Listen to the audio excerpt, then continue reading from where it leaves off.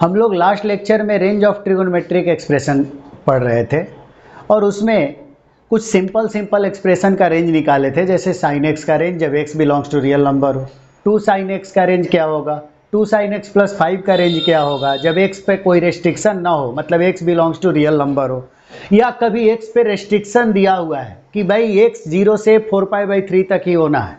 ऐसे केस में हमें रेंज निकालना होता है तो हमेशा हम ग्राफ बनाने की कोशिश करते हैं और फिर आसानी से रेंज निकालते हैं। अगर किसी को नहीं पता हो तो आप प्रीवियस लेक्चर को देख लें।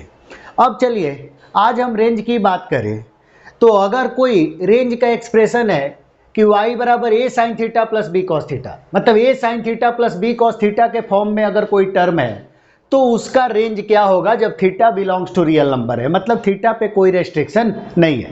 अभी थीटा पे रेस्ट्रिक्शन नहीं है, थीटा पे रेस्ट्रिक्शन हो भी सकता है। तो जब थीटा पे रेस्ट्रिक्शन नहीं होता है तो इसका रिजल्ट एक ऐसा आता है जो हम आसानी से याद करके रख लेते हैं, लेकिन थीटा पर अगर रेस्ट्रिक्शन होगा तो वो रिजल्ट आया कैसे है उसका प्रूफ की बहुत ढंग से रिक्वायरमेंट होती है।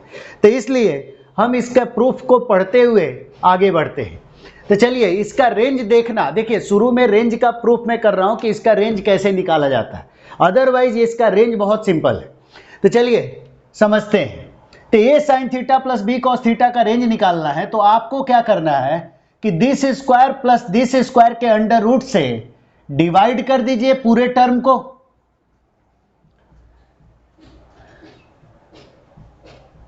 और यहां पर भी b upon root under a square plus b square इससे डिवाइड हो गया, और सेम टर्म से जिससे डिवाइड हुआ है उसी से आप क्या करें, मल्टीप्लाई करें। अब देखिए अगर हम सेम टर्म से डिवाइड और सेम टर्म से मल्टीप्लाई कर रहे हैं तो कोई फर्क नहीं पड़ता है, तो ये कैंसिल हो जाएगा, तो a sin theta plus b cos theta ही लिखा हुआ है। अब गौर करिए ये इसको डिवाइड करने के पीछे का रीजन क्या होता है और किससे डिवाइड करना है, तो this square plus this square के अंडर रूट से, root under a square plus b square. अब इसको पीछे रीजन ये है कि अगर मैं इसको cos अल्फा मान लूं, अगर ये पूरे टर्म को मैं क्या मान लूं, cos अल्फा मान लूं, तो cos अल्फा आपका क्या है, a upon root under a square plus b square, यानी ये बेस है और ये हाइपोटेनियस है। तो बेस यानी ये हो गया a और हाइपोटेनियस यानी आपका क्या हुआ, root under a square plus b square. तो ये आपका क्या हो गया b, a b, और ये root under a square plus b square, तो ये cos अल्फा हुआ। तो ये आपका टर्म क्या हो गया, साइन अल्फा।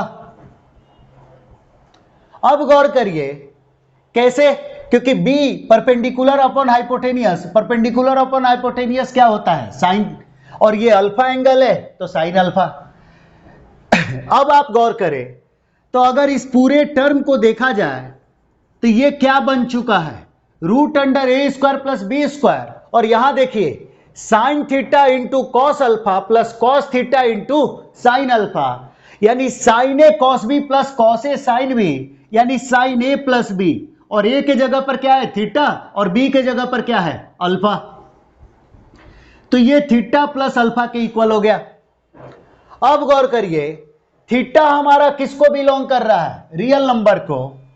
अगर थीटा रियल को बिलोंग कर रहा है और ये अल्फा तो कोई फिक्स एंगल है, जैसे अल्फा क्या था, कॉस अल्फा बराबर 10/10 माने थे, तो यहां से कॉस अल्फा अगर ये है आपका तो अल्फा तो कोई ना कोई फिक्स कांस्टेंट है, यानी अल्फा 30 डिग्री हो सकता है जब ये वाला रूट 3/2 हो, अल्फा 60 डिग्री हो सकता है जब ये 1/2 हो, ये डिपेंडिंग अपॉन सिचुएशन जो भी होगा वो 0 और 360 के बीच में ही कोई ना कोई अल्फा होगा। और ये अगर, तो चलिए अल्फा कोई ना कोई तो फिक्स एंगल है। अब यहां से आगे बढ़े तो गौर करिए अगर ये अल्फा फिक्स एंगल है और उसमें थीटा जो है माइनस इन्फिनिटी से इन्फिनिटी कुछ भी ऐड करेंगे, तो ये कोई भी फिक्स नंबर हो उसमें माइनस इन्फिनिटी से इन्फिनिटी अगर ऐड करते हैं तो थीटा प्लस अल्फा भी किसको बिलोंग करेगा, रियल नंबर को। कैसे, थीटा है रियल नंबर मतलब माइनस इन्फिनिटी से प्लस इन्फिनिटी, और थीटा में अल्फा जोड़ रहे हैं यानी इसमें भी अल्फा जुटा और इसमें भी अल्फा जूटा, तो इन्फिनिटी प्लस अल्फा भी क्या हुआ, इन्फिनिटी। इन्फिनिटी में अल्फा जूटा तो भी इन्फिनिटी, और माइनस इन्फिनिटी में अल्फा जूटा तो भी माइनस इन्फिनिटी, यानी थीटा प्लस अल्फा भी रियल नंबर को बिलोंग कर रहा है, और रियल नंबर को बिलोंग कर रहा है, और रियल नंबर को अगर ये बिलोंग कर रहा है तो ये साइन, इस पूरे को एंगल को टी मान ले तो ये साइन टी है, और साइन टी का रेंज क्या होता है, -1 से +1, यानी ये आपका कहां से कहां तक वेरी कर रहा है, -1 टू +1। तो पूरा वैल्यू कहां से कहां तक लाई करेगा, तो एक बार √a² प्लस b² को किससे मल्टीप्लाई करेंगे, ये -1 से लेकर कहां तक लाई कर रहा है, +1 तक, तो एक बार इसको -1 से मल्टीप्लाई कर दें, एक बार इसको +1 से मल्टीप्लाई कर दें, तो ये आपका रेंज क्या बन गया, -√a² प्लस b² से लेकर +√a² प्लस b²। तो यही आपका क्या हो गया, रेंज हो गया।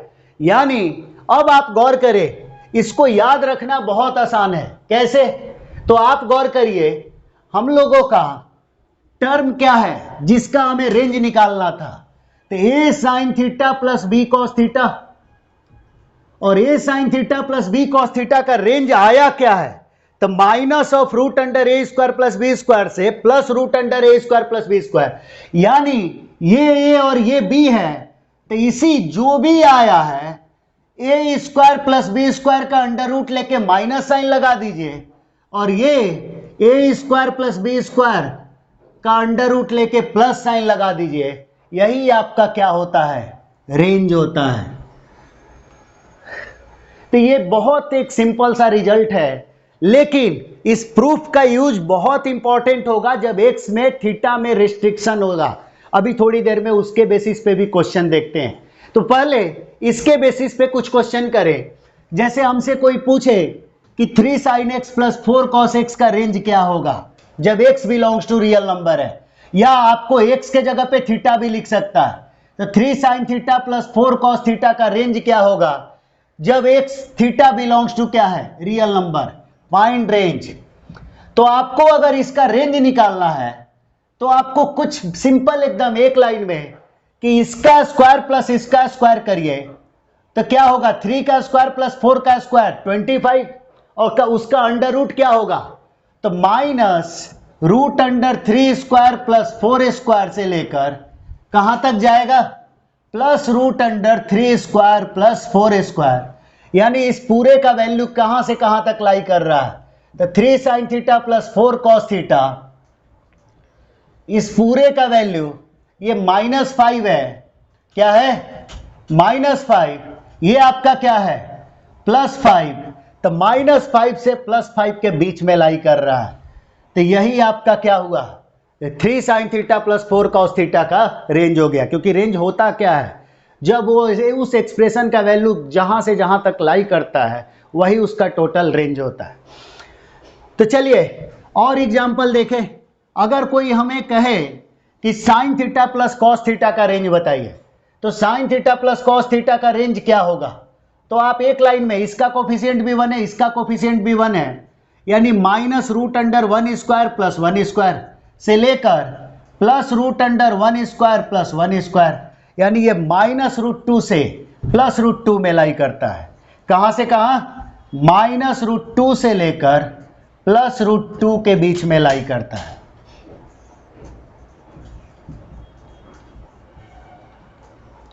कोई दिक्कत,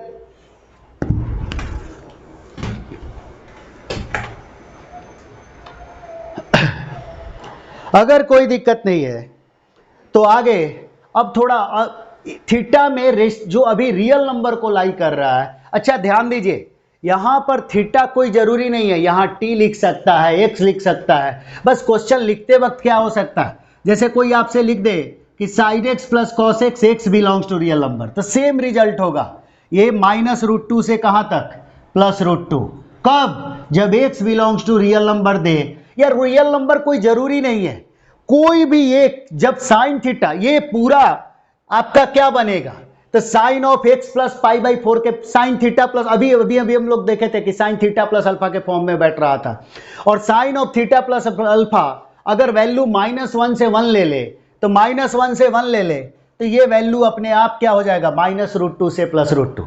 तो गौर करिए, सारा खेल जो अभी हम लोग प्रूफ किए थे उसके बेसिस पे। चलिए अब हम इसमें x पे रेस्ट्रिक्शन डाल के देखते हैं, ये क्योंकि वो ढंग का क्वेश्चन होगा। x पे रेस्ट्रिक्शन डालें, जैसे मैं आपसे कहूं कि sin x plus cos x का रेंज बताइए, sin x plus cos x का रेंज बताइए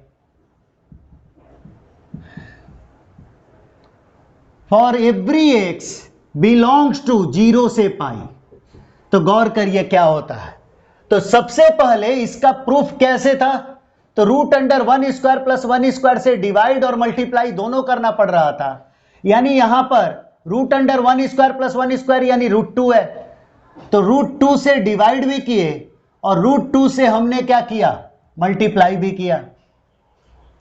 हमारा ओरिजिनल क्वेश्चन क्या है, sin x plus cos x, इसका रेंज निकालना है। तो आप देख सकते हैं कि यही टर्म ये लिखा हुआ है। अब इसको हम cos π/4 लिख सकते हैं, और ये देखिए 1/√2, इसको हम sin π/4 लिख सकते हैं। तो cos sin a cos b plus cos a sin b के फॉर्म में आ गया। यानी ये आपको क्या दिख रहा है, sin ऑफ x प्लस π/4,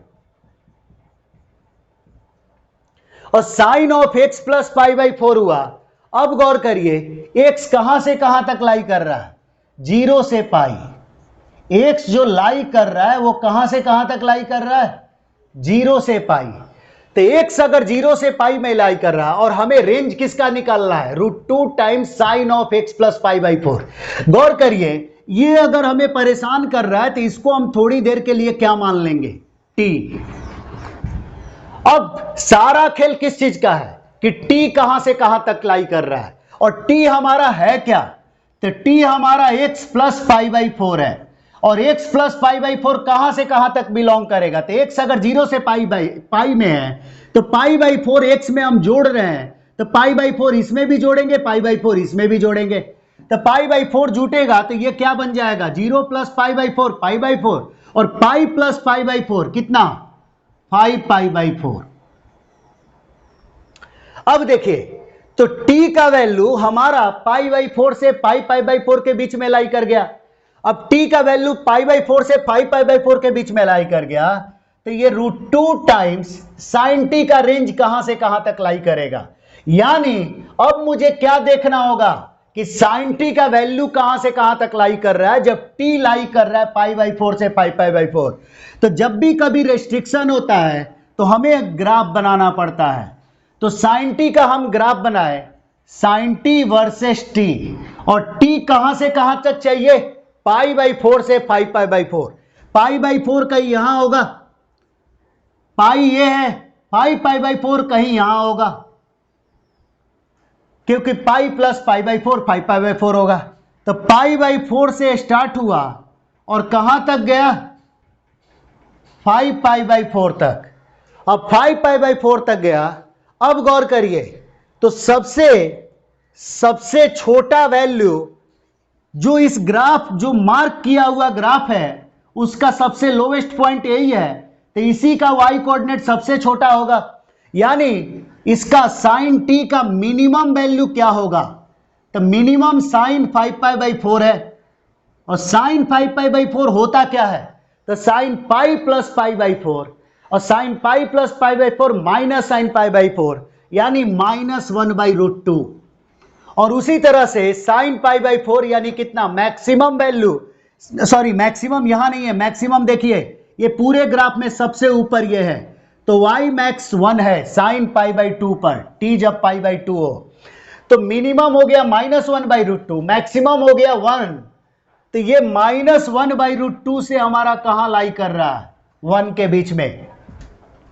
अब देखिए तो ये √2 से -1/√2 कैंसिल करेंगे तो ये क्या बचेगा, -1, और √2 इंटू 1 करेंगे तो ये क्या बनेगा, -√2, सॉरी -√2 इंटू 1 √2। तो इस तरह से हमारा रेंज क्या हो गया, -1 से +√2। तो गौर करिए अभी तक हमने क्या पढ़ा, तो अभी तक आज का लेक्चर में हम दो तरह का चीज को देखें। कि एक जब कोई भी एंगल में रेस्ट्रिक्शन नहीं है और एंगल में रेस्ट्रिक्शन नहीं है तो कोई भी a sin theta plus b cos theta का रेंज हमारा -√a² प्लस b स्क्वायर से +√a² प्लस b स्क्वायर के बीच में हो जाता है। लेकिन अगर x में रेस्ट्रिक्शन है तो आप जिस तरह से हम प्रूफ किए थे उसका तरीका अपनाएंगे और प्रूफ के थ्रू यहां पर जो टर्म आएगा इस टर्म का वैल्यू देखेंगे कि कहां से कहां तक लाई कर रहा है, और ये t अगर यहां से यहां तक लाई कर रहा है तो हमें चाहिए क्या, ये sin t। क्यों? क्योंकि ये एक्सप्रेशन हमारा क्या है, t है, तो ये t है तो ये sin t हो गया, तो √2 इंटू साइन टी। अब sin t का वैल्यू हम देखेंगे कि π/4 से 5π/4 में सबसे छोटा -1/√2, सबसे बड़ा 1, यानी -1/√2 से 1, और √2 से तो ये मल्टीप्लाई है तो मल्टीप्लाई कर देंगे, तो √2 कट गया, √2 इंटू 1 √2। तो इस तरह से हमारा रेंज क्या हो गया, -1 से +√2। तो इस तरह से हम कोई भी क्वेश्चन को हम आसानी से सॉल्व कर सकते हैं। आप थोड़ा जाके प्रैक्टिस करिए और फिर कोई भी किसी तरह का प्रॉब्लम हो तो ज़रूर आप कुछ पूछ सकते हैं। इवन क्वेश्चन के अलावा भी कोई डाउट हो तो पूछ सकते हैं कि क्या आपको किस तरह का प्रॉब्लम फेस कर रहे हैं। चलिए आज हम लोग यहीं पे रखते हैं। Thank you.